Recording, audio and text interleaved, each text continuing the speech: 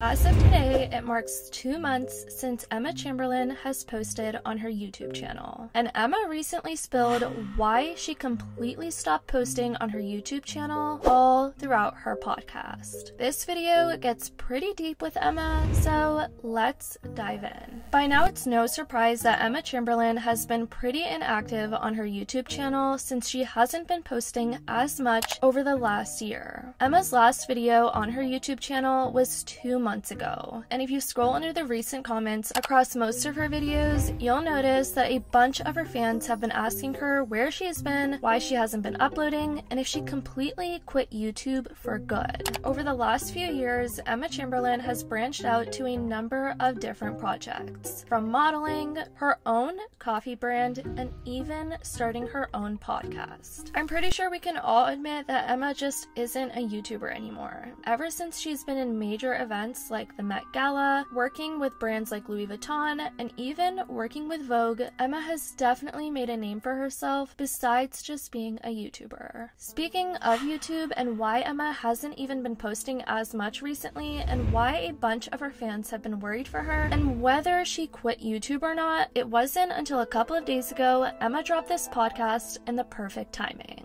Emma decided to dive deep about why she hasn't been posting on her YouTube channel and how she's planning on taking her YouTube channel from here on out. A couple of days ago, Emma posted a podcast titled The Truth About YouTube. Emma starts off by saying that she's been trying to put most of her focus on her coffee brand, but is also trying to give herself enough time and patience so that she can be able to figure out what else it is that she's truly passionate about. The weekly video structure wasn't giving me enough time to experiment and grow creatively. In order to experiment, you need time. You need to try out stuff, right?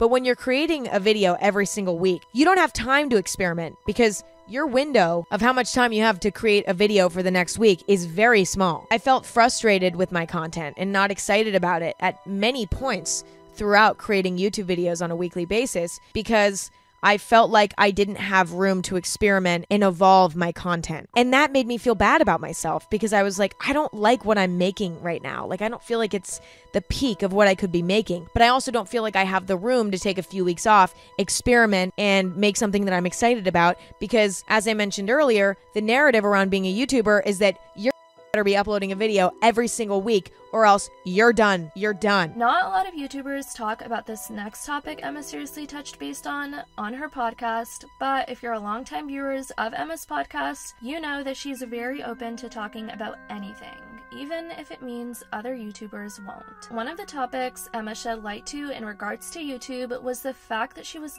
constantly getting burnt out. We can all agree that Emma isn't just an average creator who recently blew up. She's been an OG in the game, and she's been posting content for her audience for over 4 years now. I started YouTube when I was 16. By some miracle, people liked my videos, and I somehow became a YouTuber. I don't really know how it happened. I don't know why it happened, but yet here we are. For the past 4 years, not a week has gone by where I have not thought about YouTube. When you think about something, from the time that you wake up to the time that you go to bed, every single day, it takes a toll on you. It takes a huge toll on you. When something is that all-consuming, burnout is completely inevitable. And throughout those 4 years of me creating YouTube videos, I've dealt with burnout time and time again.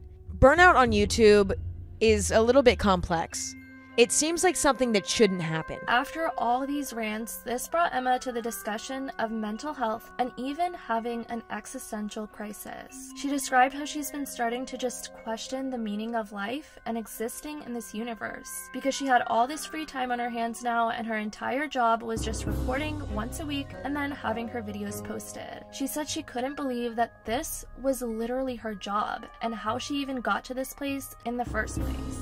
So every time I'd hit a little bump of burnout where I'd run out of video ideas and I would have a meltdown every time I'd turn a camera on and my anxiety and depression would start to kind of creep in again.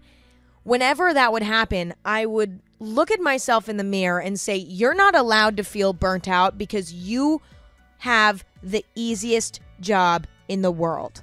So suck it up and get over it, because you're not allowed to complain. You're not allowed to be burnt out. That's the end of the story.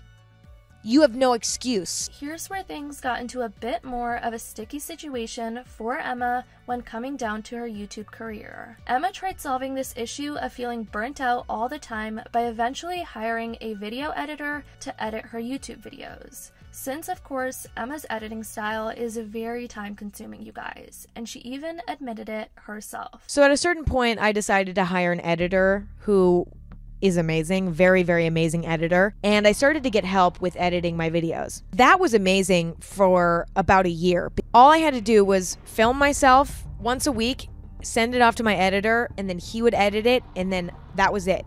And I was able to work a lot quicker and a lot more efficiently, right? So Emma thought it'd be a good idea to approach this by having a video editor do the tedious work for her. That way she'd have more time to herself and to actually just exist in the real world, rather than having to film content and edit on top of that, which takes hours upon hours. But Emma explained how this only made her run into another problem. Emma confessed how she started to miss the creative aspect of YouTube after having an editor just do the work for her for an entire year. Even though Emma did say editing was very time-consuming for her, she also admitted that it was one of her passions and really brought out her creative side. This eventually caused me distress as well, because I realized after handing off the editing job to my editor that my passion for YouTube is less rooted in filming content, but rather in the editing of the content. I was passionate about editing videos. That's what I loved doing. I quickly started to feel sad again, because I was like, I don't get to do my favorite part of YouTube. No one really knows about what's going on behind the scenes, and I feel weirdly like a liar, even though I'm not a liar, but I felt like that. I had gotten to a point where I felt like I was trapped, because I felt this constant pressure to be in a good place mentally so that I wouldn't have to lie and pretend that I was in a good place mentally. But nothing's going to put you in a worse place faster than telling yourself you need to be in a good mood. You need to be in a good mood, because when you turn on the camera today, you need to be in a good mood, or else you're faking a good mood, and that's against everything that you stand for. It drove me insane for months. Conflicted, because I was like, well, I could look at YouTube just like a job, because that kind of is what it is. It is a job, I guess. But that's not me. That's not passionate. That's not honest. Anyways, guys, I definitely want to know what you think about Emma Chamberlain and the things she had to discuss in this podcast.